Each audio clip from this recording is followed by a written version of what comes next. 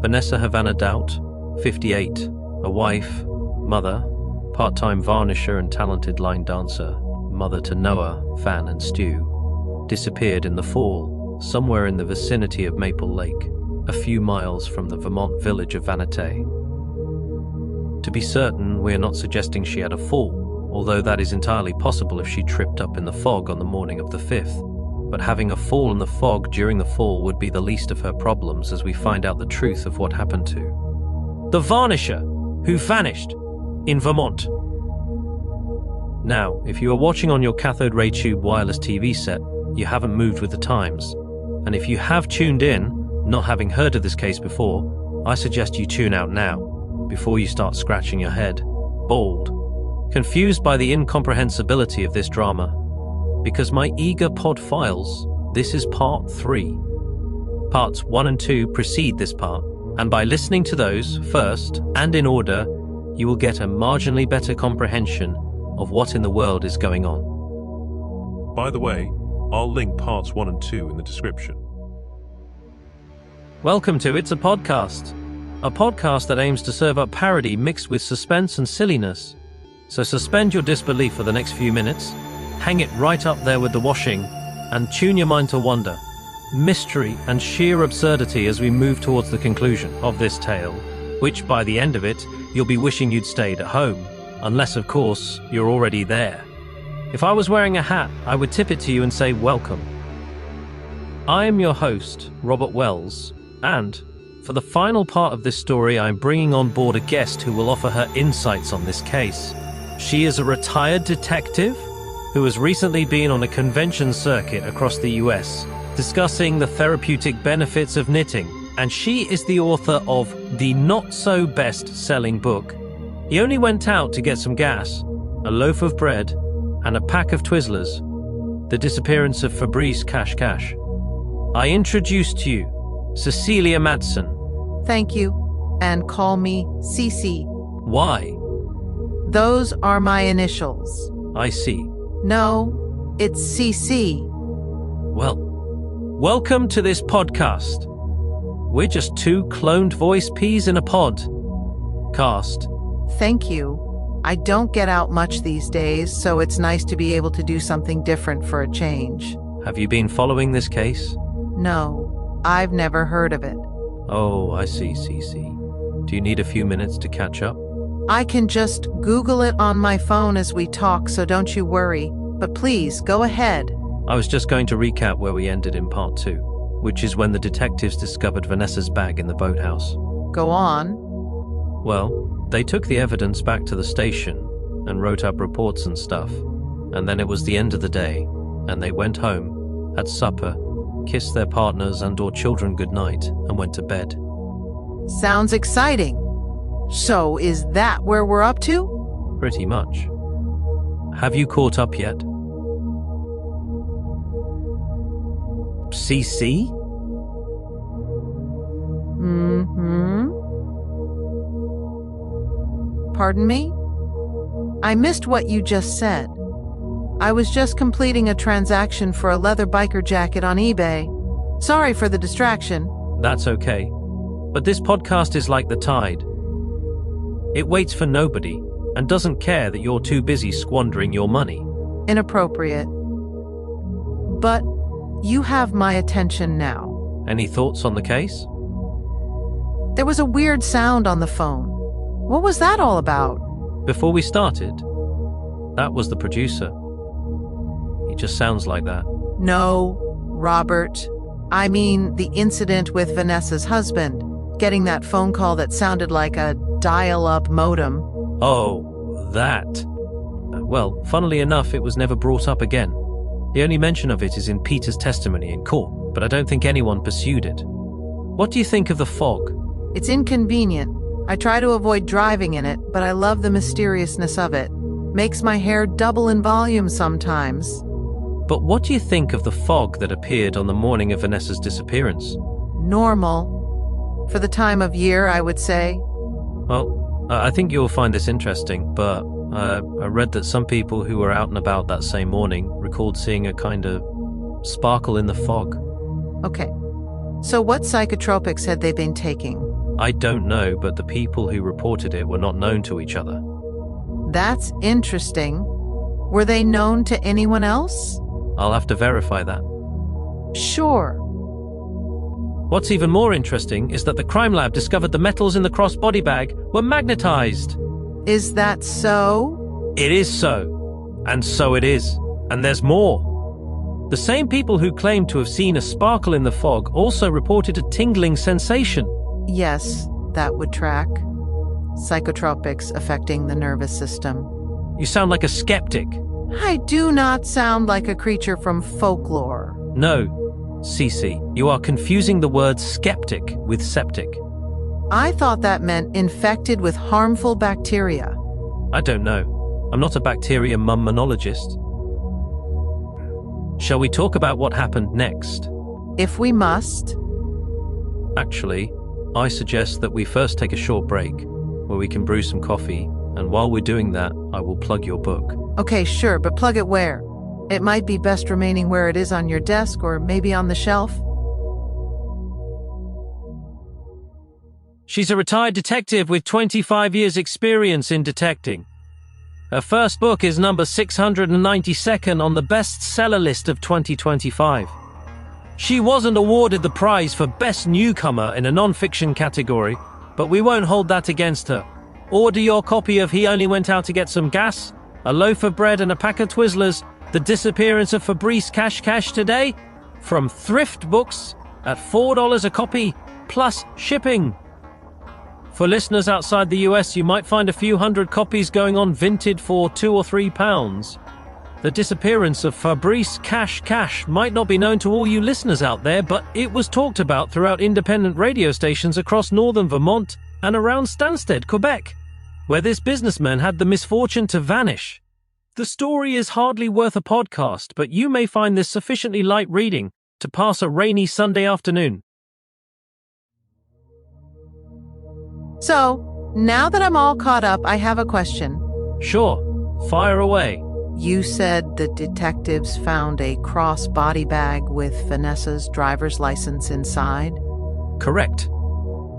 But you also stated that her husband told the police she was carrying a holdall. They're two different kinds of bags and have different uses. Wow, yes. You're too good. Most definitely a former detective and not just a pretty face. Well, I don't know how to answer that one. You could start by telling me if it was a mistake in your writing of this podcast, or is it all part of the mystery? Let's go with that last one. It's all part of the mystery. Was her husband spoken to again after their initial interview with him? Oh yes, he was grilled at full temperature. In fact, he was a very interested person. You mean a person of interest? I thought that's what I just said.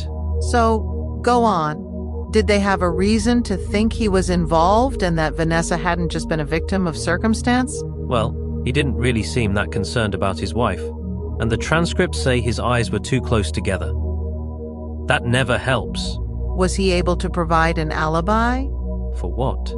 His whereabouts on that morning? Well, he said he drove to work within 10 minutes of Vanessa leaving. Just to clarify, that means 10 minutes after. I do know what that means. So, they had two cars? From what I've read, Vanessa acquired a beat-up Ford truck from her son Noah after he bought a newer model. He didn't ask anything for it either. He was a generous and kind son to his mom. No doubt. Noah. Excuse me? Noah Dowt was her son's name. And the husband? Peter Dowt. Of course he did. What car did he drive, and where is it that he worked? A Subaru Legacy wagon is what the scribbled notes state. And he worked at a clinic. A clinic? That's vague. What kind of clinic? He shrugged, and then pulled a face. Hey, why did I just describe my gestures and in the third person, no less? Curious, but I'm left wondering, where was the clinic? How far was it from the boathouse? I knew there was a reason I brought you onto this. Not sure what that reason is, but I sure like what you're thinking. Let me check the notes again. One moment.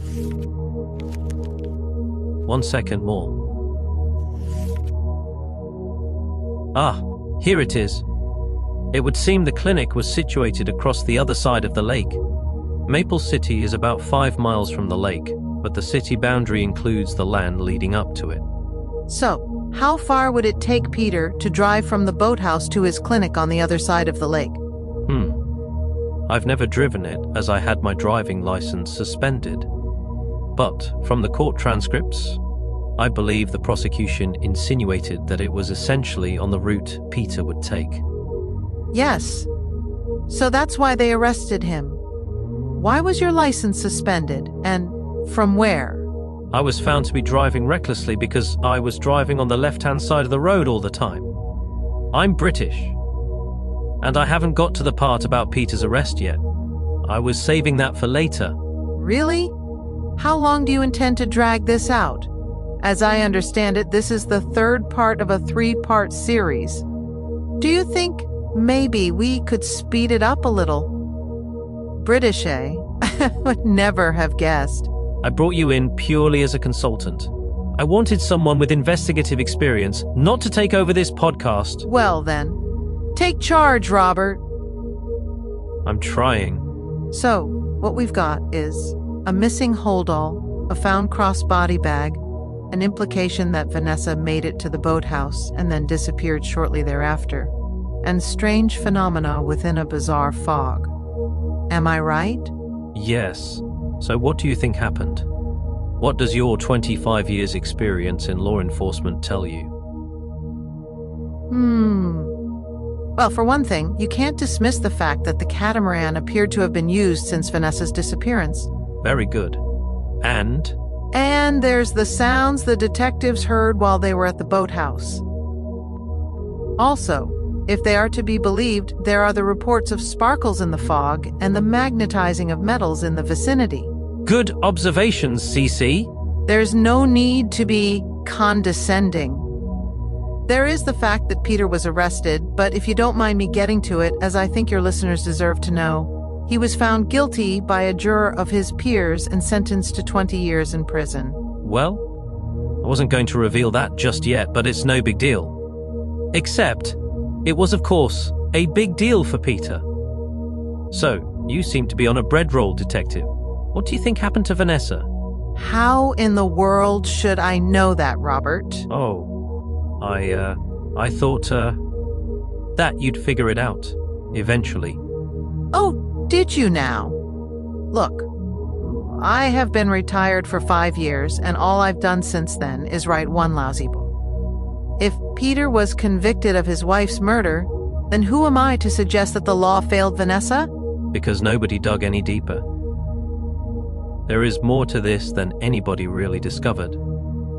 I've been digging into this myself and writing notes on the back of the copies of the court transcripts I acquired. I've spoken to people and I've spoken to other people to try to make sense of what happened. So, what happened? Did you find out? I don't mean, did you find Vanessa Dowt? Yes. And no.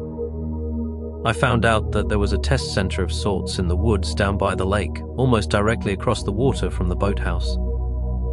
It was within a 20-minute walk from the clinic that Peter worked at, which was a dental clinic, experimenting in new dental hygiene products. The test center used a front to disguise itself, and presumably a back as well, in case anyone got to the rear of it. But it was made to look like a toothpaste production plant. Genius. But what it really was is something even more to be astounded by. What was it? A station that experimented with electrical discharge into suspended water droplets. So how does that relate to Vanessa's disappearance? And for what purpose would they experiment in that field? Come on, Cece. She had to be in the boathouse when they were conducting one of their experiments. It was just across the lake from her. And I have no idea why they would pipe electricity through water droplets. Maybe someone got a buzz out of it. So, you think she was electrocuted accidentally? I really don't know. So this is what you want your listeners to go away with? A nothing burger? A what now? What about the catamaran? What about it? Was it not searched? I did read somewhere that the detectives wanted to get access, but the mayor put a stop to it somehow. Probably blocked it using his brandy-fed gut. He got the state governor involved, trying to make out he was being harassed. And what about the lake? Was it searched? For what? A holdall? Vanessa. Oh. Well, no. I don't think so. And not surprising, really. Neither the Vanity or Maple City police departments have qualified divers, or anyone who can swim. Did it not occur to anyone that someone might have found her lying in the boathouse and then took her out in the catamaran and threw her body overboard? Someone who may have worked at this secret test center. Someone who realized their experiment took a life and therefore felt they needed to cover it up. If I had been working on this case, I'd have started with that theory. Wow, Cece. You're just too clever.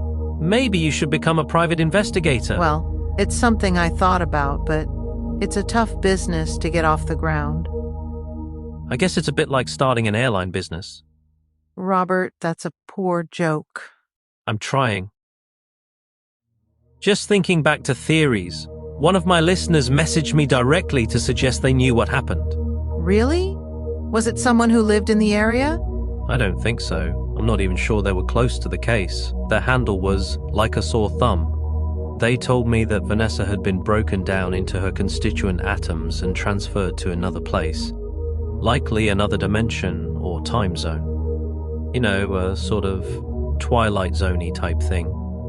No, don't tell me. Another one on psychotropics.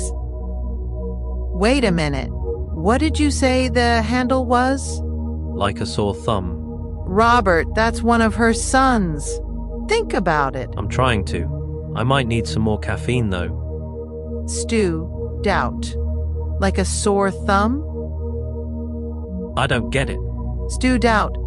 Stood out? What are you not getting? Ah, very clever. There was definitely a reason I invited you to this podcast. I wish I could remember what that was. But what I don't get is why her son would know anything at all. He lived in Houston, Texas at the time, with a young child, miniature schnauzer, and a pair of goldfish. Was her son cuckoo? No, it was unusual, you could say. But he was a student of quantum mechanics at Bannatyne University. I think that counts as cuckoo. Was he into this 411 garbage? I don't know. My notes don't tell me his interests, and the only contact I've had is that message about his mother literally disappearing. I could try calling him and ask him what he knows. You mean right now? Well, they say there's no time like the present or the gift my grandma gave me. I don't even know if I have his number. No, wait. I'll tell you whose cell number I have. I don't know why I didn't think of this before. We can call Detective Mozzarella. Who? That's not her real name. You probably couldn't pronounce her real name. Try me. Okay, if you must. It's River Stadumfluss. Are you serious? Deadly. So, do you think she'll accept a call from an unknown podcaster?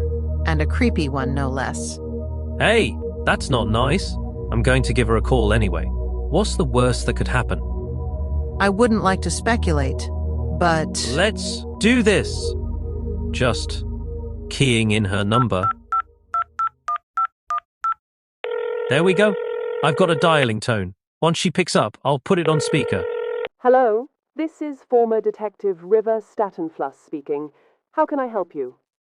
I'm Robert Wells. Doing a podcast on the disappearance of Vanessa Dowt from Vanity and want to get your insight into the case. Mr. Wells, I don't know how I can help you. It's been over 20 years, and they caught the guy. It was her husband. I have a former detective here with me, Cecilia Madsen. You may have heard of her. She has been discussing the case with me and has some conclusions of her own. Mr. Wells, I do not have the time to discuss this with you. I've moved on, and if you have your own conclusions, then that's your prerogative. But please, do not bother me again. And no, I've never heard of anyone called Cecilia Madsen. May I interject? I'm Cece Madsen, and before you cut me off, I'd like to ask, woman to woman, didn't your gut instincts tell you that the arrest of Peter Dowt was wrong? Miss Madsen? How should I put this? I married that man for my sins. I was young and impressionable and a sucker for charity cases. Peter was one of those. Not to mention a nutcase. Interesting. So, did you feel pity for him because he lost his wife? Wow, this podcast is getting too serious. I think everyone's tongues will be falling away from their cheeks now. She lamented, sardonically. And nobody has let me say a word for the past few minutes. Ms. Madsen and Mr. Wells, I have been courteous with you. I don't want to seem impolite, but I'm terminating this call. And then the line went dead. There I go again. I've become a full-on narrator. It won't be long before we're breaking the fourth wall. And then I started narrating the conclusion. Suddenly my cell phone began to ring, but it was from an unknown caller. I was hesitant to pick up. Don't answer it. It's probably someone claiming you could get a better deal on your cell service, and then they get your bank details and your date of birth, and it's bye-bye life savings. Or it could be the one answer you've been waiting for to the 2-decade question, what happened to the varnisher who vanished in Vermont? Said former detective Cecilia Madsen. At least, that's who it sounded like. I wasn't falling for a scam, though, but I answered the call anyway. Just in case, there was the remotest possibility I'd get the answer I was hoping to share with you listeners. Hello? You're speaking to a clone voice. mean, Robert Wells, a full-on human being. Please, tell me you've got good news, whoever you are.